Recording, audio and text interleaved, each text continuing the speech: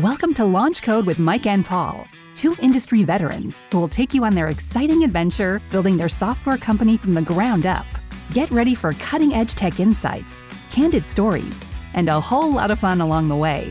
Welcome to their amazing adventure. Welcome to LaunchCode.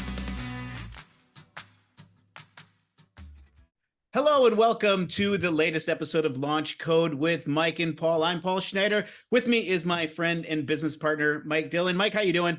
Hey, fantastic. Midweek. That's right. That's right. We are over the hump. Well, we are excited for this episode today. This Elastiforce podcast, we're going to talk about the use of technology in higher education, as well as a subject that's near and dear to both Mike and I, our hearts, and that's building a startup community. So with us today is Charlie Moran, co-founder and CEO of Moran Technology Consulting. Charlie's been in the consulting and higher ed industry for over 40 years. So Charlie, welcome to the podcast. We're happy to have you. No, thanks a lot. I appreciate the offer and I look forward to this. It's a fun topic. It's a fun industry and it'll be good. So what's up? Awesome. Well, I thought maybe we could start off. Just tell us a little bit about your career history. What kind of led you to creating Moran Technology Consulting 20 years ago now? Let's start there. Sure. I graduated electrical engineering degree, immediately went to work for IBM, and found myself covering my alma mater, University of Notre Dame, as one of my clients. And I've often said, never have your alma mater be a customer because you'll see how they waste money. You'll never want to donate again. I'm over that, but it took me a long time. But and so I was at IBM for 20 years, working on large accounts, small accounts, higher education. I also did Whirlpool Corporation. I mean, a lot of that stuff. But then I switched over when there's a chance they were doing specialization by industry.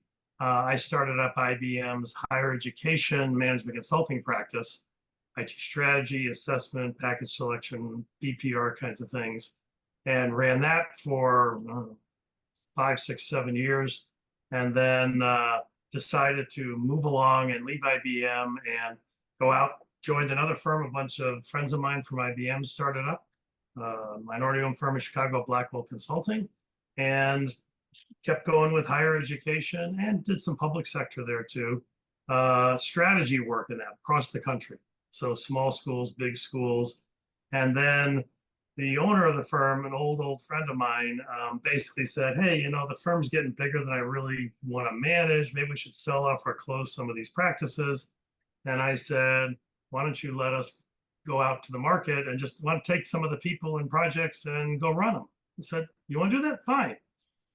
He gave us a major blessing, which I've never heard anybody else saying they got, which was he let us walk out the door with all the open, except for one, all the open contracts we had. So usually to a consultant is you get enough work to do your first job and then you don't have time to sell the second, and that's why consulting firms don't get to 20 years.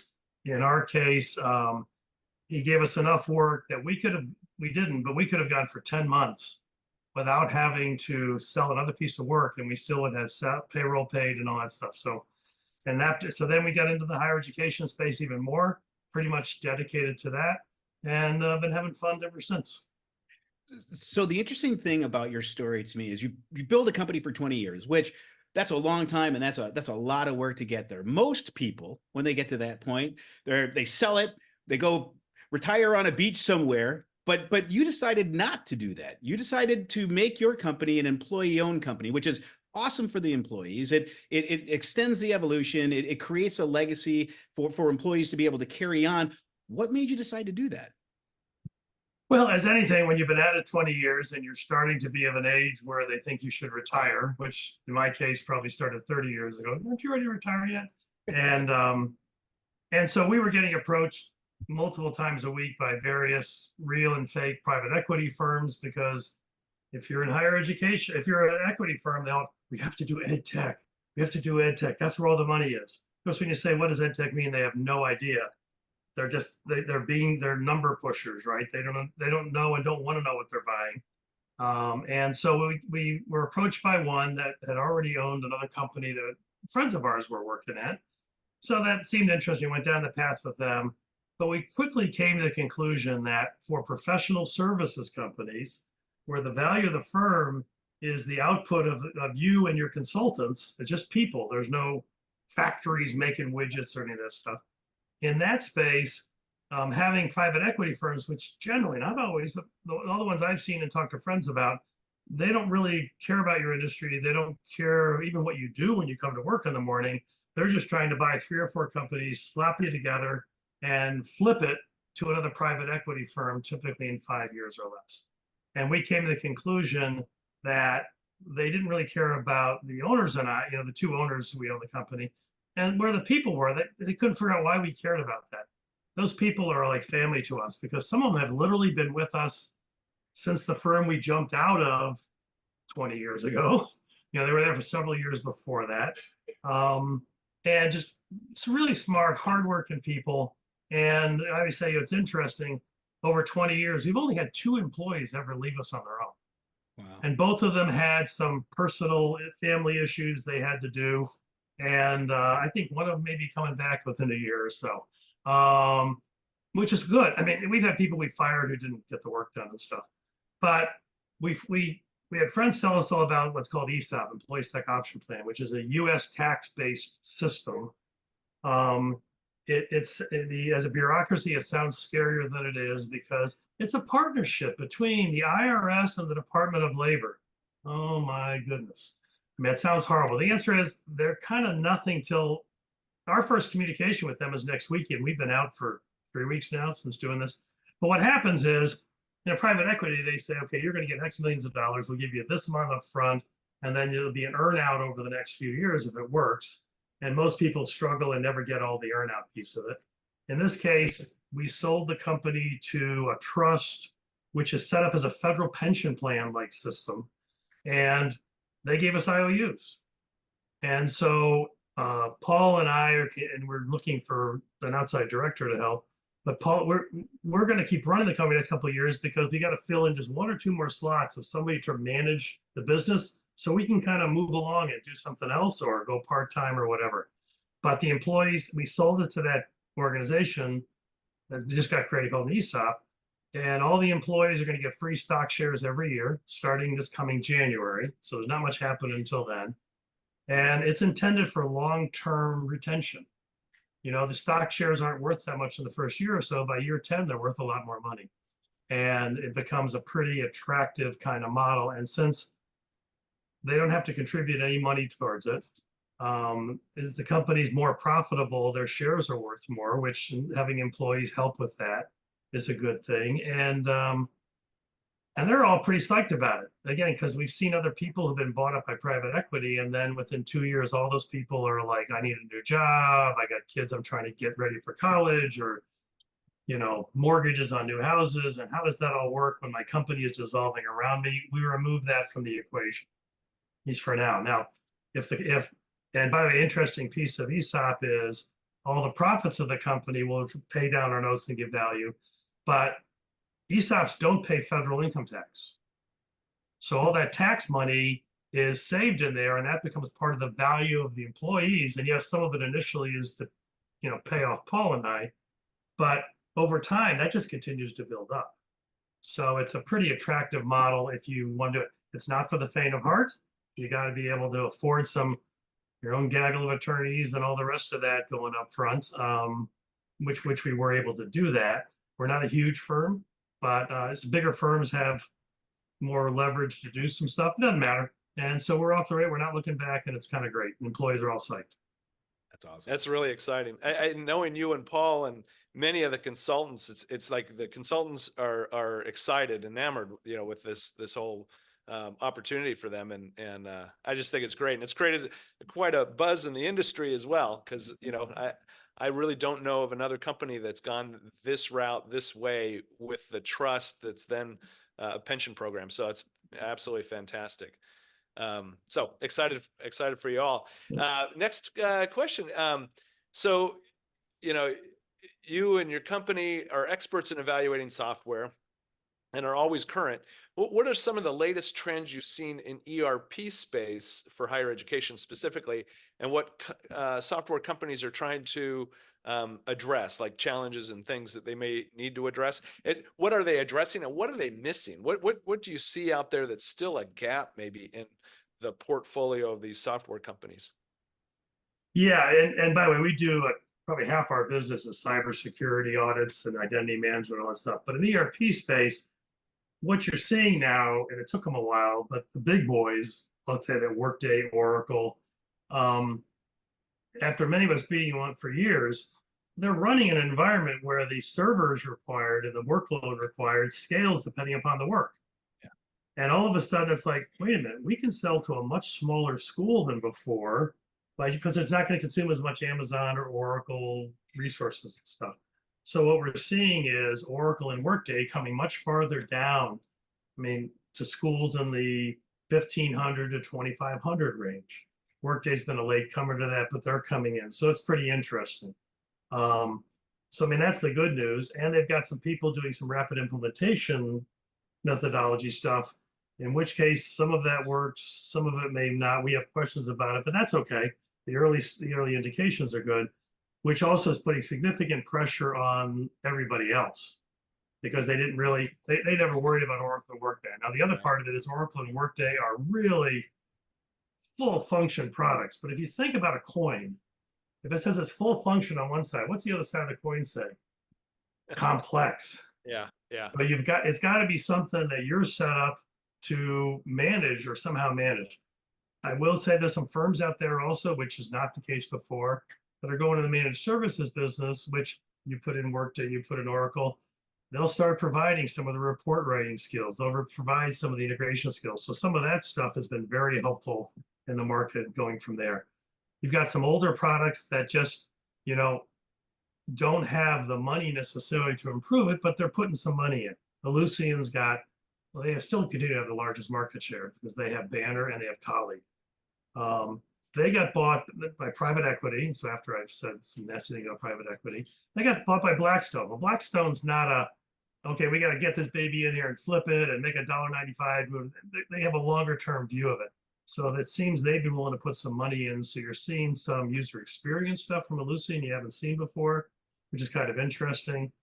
They have an integration API layer that is pretty exciting. Not as many people have signed up for it, but I think it could do some stuff. And then you go from there. And you've got a few other players. You've got Thesis that came in the market for really small schools. It's not getting a lot of traction, but it could be there. You've got Genzabar 1 out now, which was, they took the old Genzabar EX and have a new product based on some of that and new stuff they're writing. So they're trying to get back in the game after really being out of it for a while. So the good news for schools is whenever there's competition, innovation goes up. And when there's competition, it also keeps a lid on pricing. So for most of the schools, and we're vendor independent, we don't install anybody's products. We're not a partner in any of these firms. But that's kind of what we're seeing in that space. And the other part of it is the whole analytics space. They're doing a lot more with making it easier to get to data. I do think it's a little bit, though, for the big guys, even dog chasing a car. Okay, here's all this data. Well, what would we do? What's the use cases? Well, I don't know. What do you want to do? And so it's there, but how do I use it? And there hasn't been enough of that work. But then there's other consulting firms around the edges that are doing some pretty exciting things with trying to build up those cases and how you're going to do reporting and dashboards and workflows in a way that makes some sense. There's the great work Vince Kellen's doing down at UC San Diego. We're a partner with them, which is this massive activity hub for finance and student and stuff to allow them to very quickly be able to do complex analytics and get it back in human form. So there's those kind of things that I think are just really exciting now, because in the past, most of these systems were aimed at transaction processing. They got to, Johnny needs a new class, Johnny needs a code, Johnny needs whatever.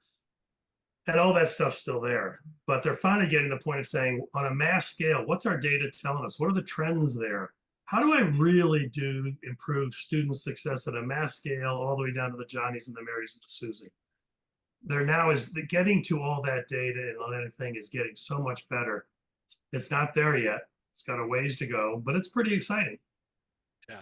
Yeah, absolutely. And just certainly seeing the movement from administrative focus to more student focused student experience, and making that just more seamless and easy. It's interesting when you mentioned the complexity piece, and that being the flip side of the coin, these, bigger vendors. And I'd always wish, having been an early developer of the campus solution system, that we had developed it so that when there was, a basic table structure and we had a lot of complexity that could be added to it, we would have had to add a checkbox or something that said, all these tables are not needed. There was a basic way to install. And for years, people were saying, oh, there's got to be a rapid implementation approach, simplistic implementation. And there really wasn't that ability. So I'm hoping this next round of software that keeps coming out, that those things get addressed. And then just one other comment, because it's really funny when you mentioned about private equity and purchasing multiple companies and trying to combine them. And, it's a great concept. And when it's executed, it's fantastic, right? You've then, been able to market and cross market into different customer bases of these other companies. But I tell you, it's probably 75% of the time you see that one company added to another company, instead of 1 + 1 = 2, it equals 1.5. Somehow they lose focus on the ability to sell, and they don't figure out the most effective way to cross sell. So, absolutely interesting. Okay, so back on technology.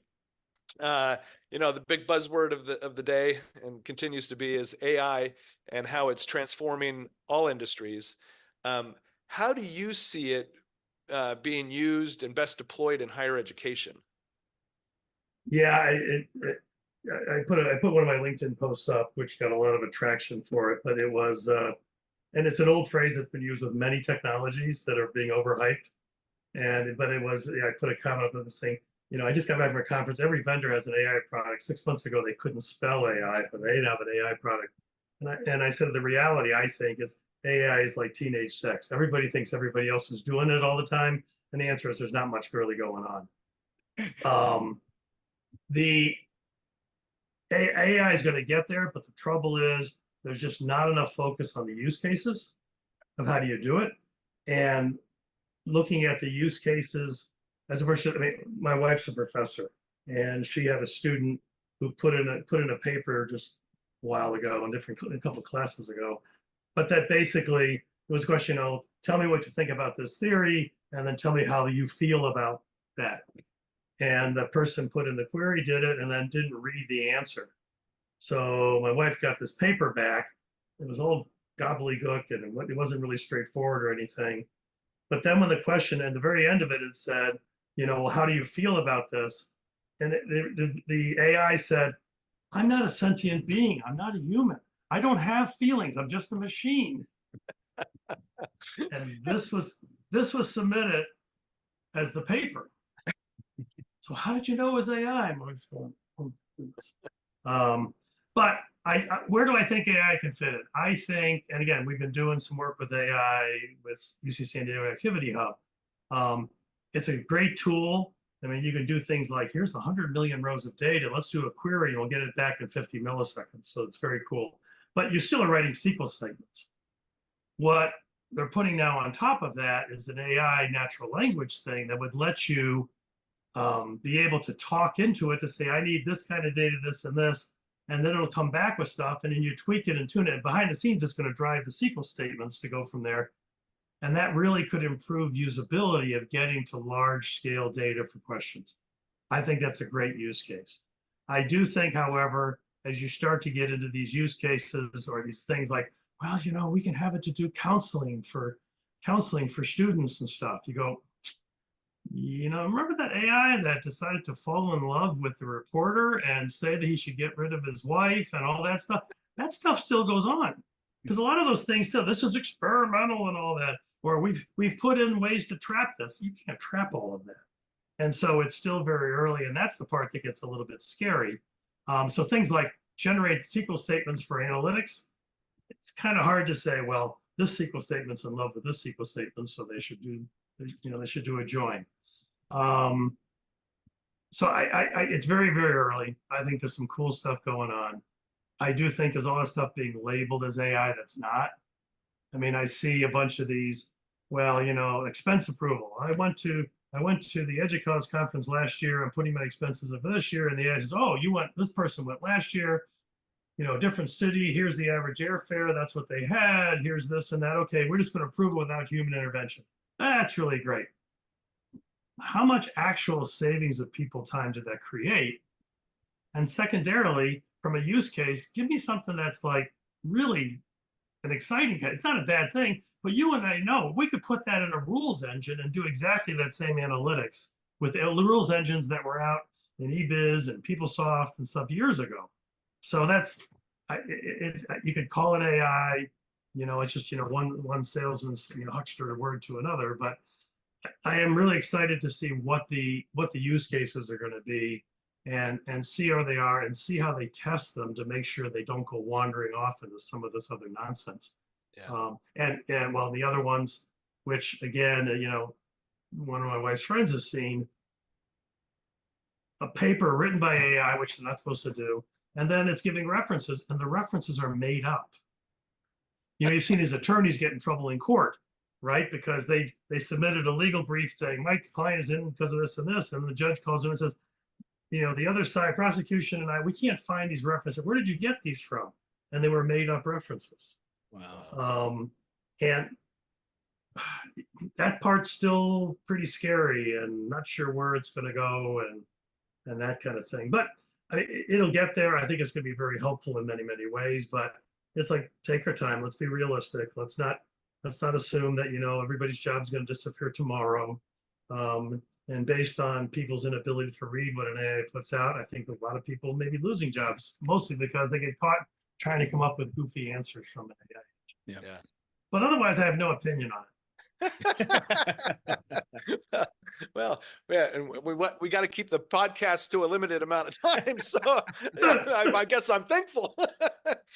Hey, so it's funny, like talking about AI in education and using it as instructional tool. I mean, obviously we can't get away from it. It's gonna be there. So what I'm hoping is that people learn how to, here's the appropriate way to harness it. And I'm even, I've thought about this, that there should be instruction on how to use it. And it may be one of the, like a 101 using AI to support your studies. They would actually create their own brain, their own data lake, and have certain questions and give them to the students, and the students would then use that data lake, which is biased in a bunch of different ways. So all these questions are going to come back with wrong answers, and then you force the student to figure out what's wrong with these answers, right? Just because that's really a great model. Yeah, that would test their knowledge of the subject. So anyway, I'm hoping, I know we'll figure it out. It's just a matter of time of figuring out the appropriate use.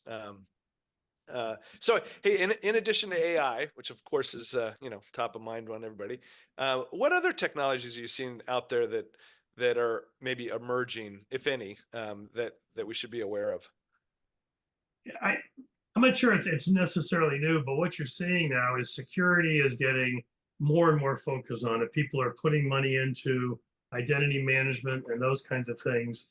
And I think you're starting to see some of the AI-like capabilities. I'm getting, 1 billion packets a day coming in through my network firewall. What are the trends and analysis? Something with a good AI engine is something that's going to help in there. And they're now starting to be able to put together the systems to capture that stuff and do it. So that's really good. I do think, having people spend money on AI, on security, it's a huge deal. The number of ransomware attacks that I see through clients is just like going through the roof. And they're getting in on really simple stuff. Yes, occasionally they're getting in through a port was open in the firewall. We see those too. But they're also still doing a lot of, hey, this is Professor Charlie Moran, I teach over here. I forgot my password. Can you give it to me? And some human, and they'll give out passwords. They'll give out passwords for system admins. I mean, start to look at where some of these things have been done. It's on the human engineering side of that. It's not because there was a bug in the code and they were able to exploit with a SQL injection and all that kind of noise. So I do think some of that kind of stuff is getting better. I think multi-factor authentication, as much as we all hate it, it's a necessary evil, and that really, I think, has calmed down a bunch of people on what's going on. I also think that, like it or not, as people are moving whatever systems they've got, ERP is the most common one, they're moving them to the cloud. They're moving off to Amazon and Microsoft and Google and Oracle. Their security is so much tighter than anything we do on campus. Yeah. It's just the tools they've got, how they watch for stuff, what they block. I mean, last I saw Google Mail, something like, I think they said that like they block 1 billion spam emails a day. Just think about the scale of that. Yeah. But there are still people running email, not many anymore, but there's still people running their own email servers on campus and saying, it's my data, I'm sure I can secure it better than the rest of them. Okay, well, that's how, some of that. So those kinds of things I think are getting more and more exciting. The cost of processing power is just falling so much that people are trying stuff. To me, the best places are where there's some young people who didn't know any better, but they just quickly set up an Amazon account and put a bunch of servers together and latch them together, or trying different things and trying some of the scripting stuff to get some stuff done and producing some really, really amazing results without being a big company. But yeah. And that's great. Well, so all right. So switching gears a little bit, you've been in the industry for a long time. I'm sure you've traveled an awful lot as well. So do you have any funny or interesting stories that you just like to tell from your 20 years of being around the world, doing what you do? Let's see, which ones can I tell? Well, I could probably chime in there. No, Mike, we haven't had the beers yet. I'd be very careful I say this, but we were doing a project in a Middle Eastern country. Great people. And we said, here's the bill and here's what you got to pay. And we said, hey, we want so much of this up front as a warrant guarantees this really going to happen, right? Because as soon as you start talking over there, you got to be real careful. Is somebody you're talking to really a school, or is this a con artist? So we got through there. We spent a week over there. Great time, great student, faculty stuff. We were putting together a draft report before we left and all that. And as we're leaving, the president's assistant said, one moment, they've got to get you your stuff. I said, what stuff? And I had said behind me, or go to our website. We have client mug shots, which are pictures of the coffee mugs, right? So we've got 250 coffee mugs on our website. Go there, it's kind of fun to go through. Anyway, and we mentioned, do you have a coffee mug? Because we couldn't find a store or anything like that. So we thought that what they're bringing. So we've got our bags loaded in the car in a limo. The limo's going to take us to the airport, and we're going right to the airport, and then, heading over and then stopping in London and getting back to Chicago. They hand us the bags, and I said, what's in here? And they go, $20,000 cash, US dollars. I said, cash, 20,000? And I look at them and I said, I saw this morning's paper. Your government has put a hold on any foreign currency leaving the country because it's getting short, and dollars are the thing they like to buy things with. Oh, it won't be a problem. You just go through security. I said, but are we going to get checked in security? And I said, I know we get in the US. And of course, Paul Giebel, my former Accenture guy goes, nah, the limit's such and such, like 5,000 more. We're safe. So we go there to go through security, and luckily security was 2 1-inch pipes coming up, 2 elbows, another pipe's going across, and it says customs, and you go through there and nobody talks to you, nobody looks at nothing, and you head on home. And we didn't have a problem, but I was sweating bullets there for about an hour thinking, can we leave with this cash? And there's this ban on foreign currency to them. US dollars is the mother lode. Euros are probably next. But we got through okay and fine. Of course, we did it. We did that. We did another project in Beirut, and we got to the airport trying to go home. Beirut was wonderful people. It was between wars, sadly. But we get to the airport, and all of a sudden, like 20 army trucks pull up. About 1,000 soldiers with machine guns and battle gear are coming charging out to this little Beirut, Lebanon airport. We're like, what the hell happened? What are we doing here? I didn't know it. Should read more, but it turns out on the Lebanon-Israeli border, the UN runs contingents of soldiers to keep the two from shooting at each other. And so countries send 1,000 or 2,000 soldiers in for a 3-month rotation. So this was like the Norwegian soldiers heading home. They had been replaced by the Americans, and they're going home. But when they're going home, they're going to be on military transport. So they're going around literally with fully loaded machine guns, got some hand grenades. They got the whole battle gear they're dragging along, and they're doing what everybody else does. They're going through customs, trying to buy cheap chocolate, beer, whiskey, like everybody else does. But I tell you, when you see a bunch of those guys go running, and they were running to try to make sure they got something from the customs counters before they all got picked over.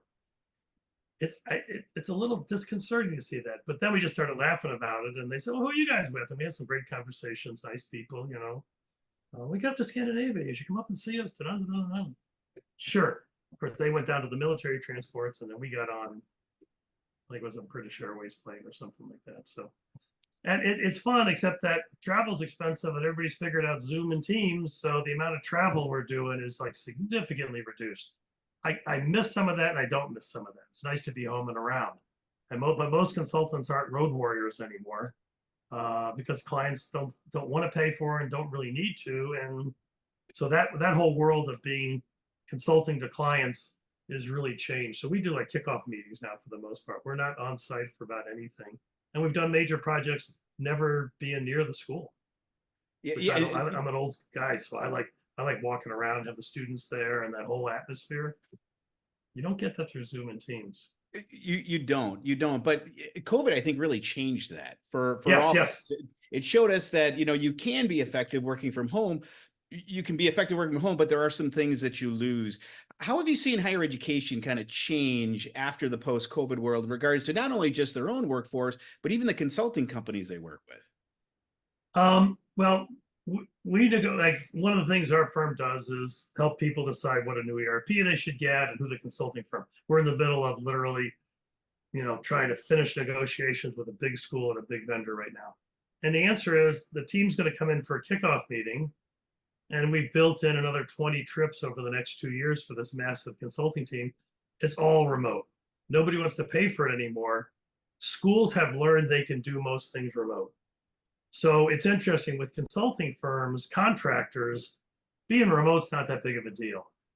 Internally, the challenge is for the school on their side is some of them have said we can do the same thing with our employees. But, and some are saying, no, they have to be back on campus. And that has proved some really bad things, so having to come back. Because with COVID, everybody learned, I can be remote, but I could like go to the mountains, and if I can get internet service, I can be there, and maybe I want to stay there and all that. And you get a lot of schools, and we've got one client that's kind of a small university, kind of in the middle of God's country, the mountains, not much else around. And also the school said 100% of everybody has to be back on campus like in a month. And he went to the CEO, no. My two top security guys have told me they're not coming back. They're staying at home. They'll come into campus once in a while, but they're not coming in every day or even the 3 days a week stuff. They'll quit. And it was nope, we're making a stand. Everybody's got to be here, blah, blah, blah, blah, blah. So the answer was they made the announcement, and he said the two guys came in, handed the resignation letter, and that was the end of them. I said, so they're going to pick up and move they're going to move to their school somewhere in Texas. So they're not moving. They're going to work remote. Their kids are in Boy Scouts. Well, now I've heard it's Scouting America. You can't call it Boy Scouts anymore. I heard that too. Little league, school plays. They got their families have neighborhood, friends and all that. They're changing that all, but they're going to work remotely now to the school in Texas instead of the one that's like 5 miles away. So that's proven to be a problem because people now have a lot more options than they had before. And try to find security people who can go to the mountains in the middle of nowhere. I mean, gorgeous area. But you got to have people who want to move and live in that with their family. And some don't want to do that small town kind of thing. And they lost a couple of good people, and I get it. And they took a stand, but it's reduced. And by the way, what all that means is great opportunities for contractors so when you hire a contractor who works remotely, who's going to come in remotely to do it. They're not coming to your campus. You're like, so I basically going to pay about 100% more than my employee cost me, right? And they're going to be remote too. So I think there's still some of that settling in. And there are schools that, we see schools all the time that have people all over the place. We were running a big ERP project for a school that all of a sudden COVID hit, a huge staff they had. So when they said, then towards the end, they said, well, we're going to bring everybody back to campus. And our guy who was project director at, Mercer, Mike, Chris, Yep. And he had to go to the pro and say, no, you can't force them all come back. We've got like 7 or 8 months till go live. And these people are all over the place. Well, when they went like to the mountains up the road here, he says, we have teams that moved and are now in 7 different countries outside the United States. They're in like 40 different states in the United States. And if you're telling them they have to come back, they're going to say, I can get a local job here. I don't need to. You don't enforce this until after go live, and really after, there's that hypercare period, the 3 or 4 months where you learn how to use it. Can we leave this alone? I think now they've decided just to leave it alone in general, because there's some really good people it's hard to find, and they don't want to live. They found a place they'd rather live and work out of, and it's working well. So that's a challenge every company's facing right now. A lot of companies are trying to do the 2 to 3 day a week thing. Morgan Stanley, Chase Bank said, everybody's got to be back. They haven't really enforced that either, because they're afraid of losing too much of the talent they've got. So, but yeah, COVID showed us that you can work remotely and work really well. I mean, how many video conference calls did you have a year before COVID? Yeah, I've got 5 to 10 a day now. Yeah. Right. Yep. And I don't think I'm going to say miss anything. As a human being, I like to be there and get to know people before we go. It's getting later. One more last bullet. We decided to do helping this one school, and they're bringing the SI vendors in for meetings, presentations, talk about your project plan, who are your people, and all that stuff. And I got there in the first morning early, and these are people we'd worked with for a year and a half. And you see them on this small screen, but you discover some are a lot shorter than you envisioned. Some are, a couple of them are a lot taller than you thought. It's kind of humorous. And so we're meeting them in person for the first time and all that stuff, but then come to find out that some of the executives had never met in person because they haven't gone back to campus yet. So there's executives that are peers of each other that talk 10 times a day who have never physically been in the same room. Oh, the amount of hugs and hello and how are you? Oh, you're taller than I thought. It was kind of humorous. And I think a lot of people are self-pacing what's going to happen with that. Somehow I think it's going to be somewhere, the old pendulum, where's equilibrium of pendulum? It's not to the left or the right, it's in the middle. I think there's going to be some combinations of that even for school. But there's just whole employees that have never been to campus in 3 or 4 years and don't plan to go back. Yeah. Unfortunately, everybody thinks that I was a lot taller when they meet me in person, but it is what it is. It is what it is. Well, Charlie, this has been great conversation, great stories. Thank you for taking the time to join us today. This has been yet another great episode and a great conversation on the LaunchCode podcast. Thank you for taking the time to join us, and we'll see you on the next episode. You have been listening to LaunchCode with Mike and Paul. You can find all episodes on your favorite podcast services and on our website at elastiforce.com. In addition, if you have software development or Oracle or PeopleSoft managed service needs, visit us at elastiforce.com and let's see how we can help.